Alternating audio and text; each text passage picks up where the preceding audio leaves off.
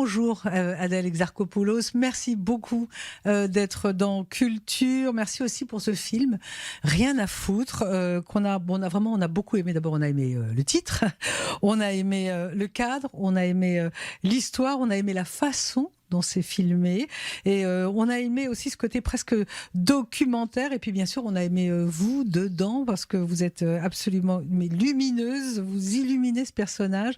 Rien à foutre de tout, rien à foutre de tout. Alors moi souvent quand je dis en tout cas que j'en ai rien à foutre, c'est là où parfois j'y tiens le plus, mais c'était plus après la première rencontre avec un des réalisateurs, Emmanuel Mar, qui m'a expliqué la manière dont il avait envie d'aborder ce film, avec quelque chose de très expérimental, à l'arrache, dans une économie de mots, de moyens, dans quelque chose de viscéral, d'urgent, où ce qu'Alément Touré allait jouer leur propre rôle, où on n'avait pas toujours des autorisations de filmer, où il avait un scénario avec une colonne vertébrale mais qui voulait s'en éloigner.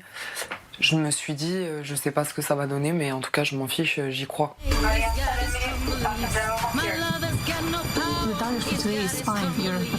Je pense que c'est vraiment quelqu'un qui se confronte à ses fantasmes et qui deviennent très rapidement des conditions de travail, du coup, qui s'éloignent complètement de ses fantasmes, très durs, avec une pression des chiffres, avec une dépendance à la hiérarchie qui est assez violente, et sans considération, sans empathie.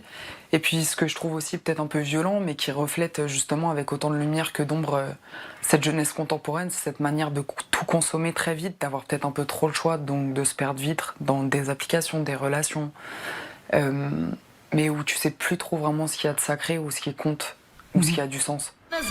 Dans la même journée, je peux voir et la neige et le soleil. J'ai de la chance quand même.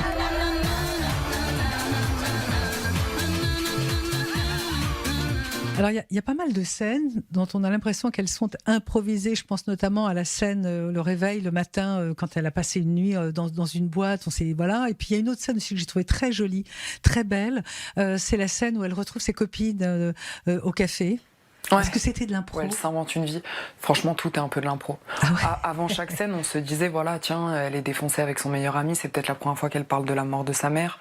Ok, elle a retrouvé ses amis, ça fait longtemps qu'elle est parvenue dans sa ville natale. Il faut qu'elle s'invente une vie, qu'elle mente. Donc on allait déposer des situations et puis après on improvisait autour de la situation. Ouais. Think about your personal life. Don't let yourself to be consumed.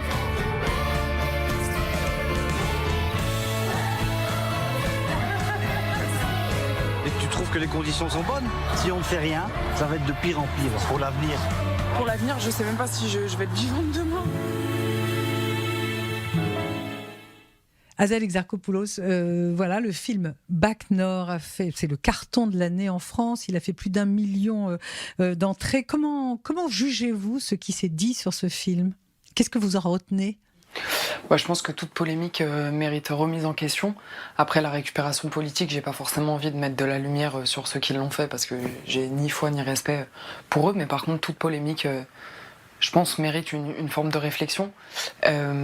Bac Nord, c'est avant tout une fiction. C'est un film où beaucoup de gens, beaucoup plus que ce qu'on pense, à qui on doit ce succès-là, les techniciens, etc. Donc juste par respect pour eux, j'ai pas forcément envie de le réduire à la polémique.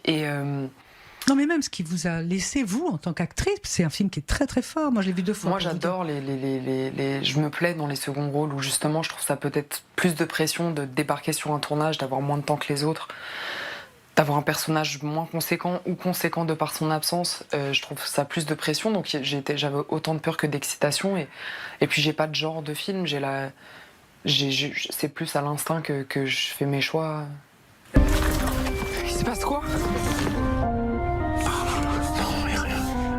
Ça fait 20 ans que je fais ce métier, moi. Est-ce que c'est le film La vie d'Adèle qui a été la bascule dans votre carrière ? Ouais, j'avais pas de carrière avant La vie d'Adèle, on va pas se mentir. Tu les aimes tes cours de philo ? Attends.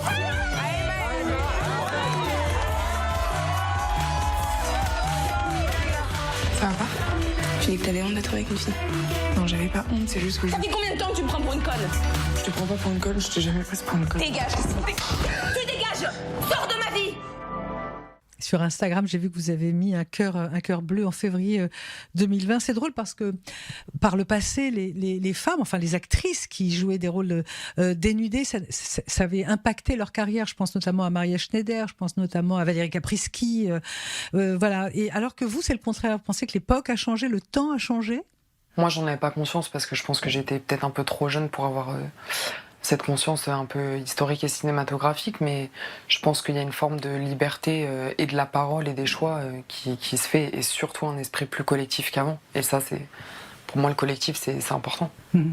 Palme d'Or, César du meilleur espoir, vous aviez 20 ans. Est-ce que vous le referiez, ce film? La vie d'Adèle? Ouais. Et là, vous avez joué donc dans Mandibule, vous êtes nommé au César pour Mandibule, c'est un rôle comique, c'est la première fois que je joue un rôle comique. Enfin, il y avait ça et La Flamme, mais je les ai tournés la même année. Mais La Flamme, c'était énorme. C'est vous qui aviez choisi ce personnage-là complètement absurde. Il me l'a proposé. Enfin, il m'a dit, voilà, est-ce que le cœur de singe, ça te branche? Et alors, comment vous êtes senti là-dedans? Qu'est-ce que vous avez apporté? Vous avez dit, tiens... Franchement, je pense plus que je me suis laissé porter que j'ai apporté. C'est-à-dire que Jonathan Cohen, c'est quelqu'un de très... il est facile à aimer, il est facile à croire, il est facile à suivre. Il a inventé quelque chose qui n'était pas présent en France avant, c'est-à-dire de prendre un format et de le mettre à l'apogée de sa bêtise et du millième degré, avec autant d'émerveillement, de générosité et de plaisir. Donc, il suffisait de le suivre, en fait.